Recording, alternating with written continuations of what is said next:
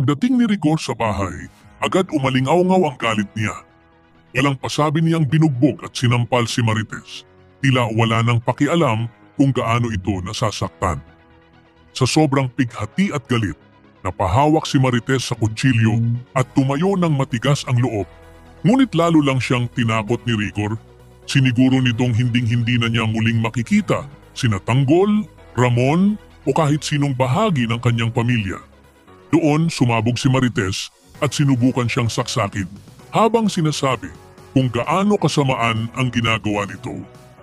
Pero tumawa lang si Rigor, parang wala siyang konsensya at sinabing mas masahol pa siya sa demonyo.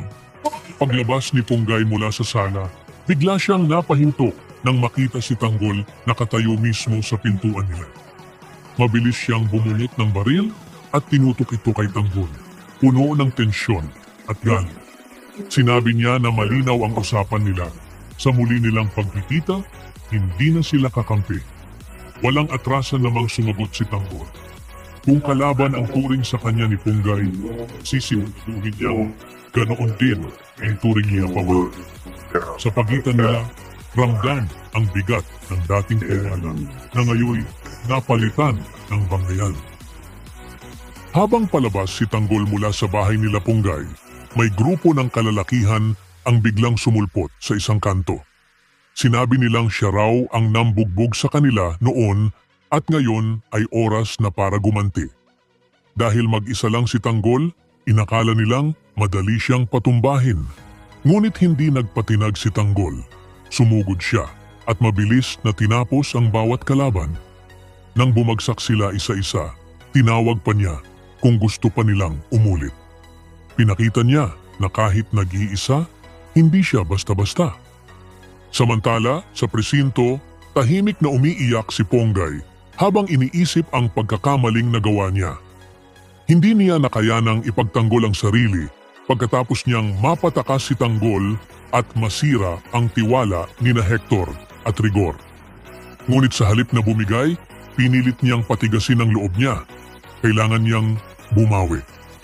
Determinado siya ngayon na hanapin at hulihin si Tanggol kahit na ano pa ang mangyari. Sa bahay ng mga gerero, tahimik na kumakain sina Erica, Santino at Gustavo nang dumating sina Jackie at Miguelito. Agad napansin ni Miguelito na suot ni Santino ang kanyang polo. Nagalit siya at pinagalitan si Santino, ngunit hindi nagpatalo ang bata. Hinubad niya ang polo at ibinato pabalik. Halatang sawa na sa pang-aapi. Dahil doon, nagkapikunan at nauwi sa suntukan ng dalawa. Lumaban si Santino, ipinapakitang hindi na siya magpapailalim sa pangmamaliit. Ngunit biglang naputol ang gulo nang sumigaw si Erica, inatake si Gustavo, napahawak sa kanyang dibdib at nahirapan huminga, dahilan upang tumigil ang lahat sa pagkabigla.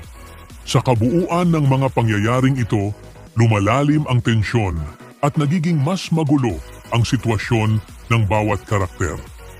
Si Rigor ay lalo pang nagiging marahas, ipinapakita ang kanyang kapangyarihan sa pamamagitan ng pananakit kay Marites at pagbabawal na makalapit ito sa sariling pamilya.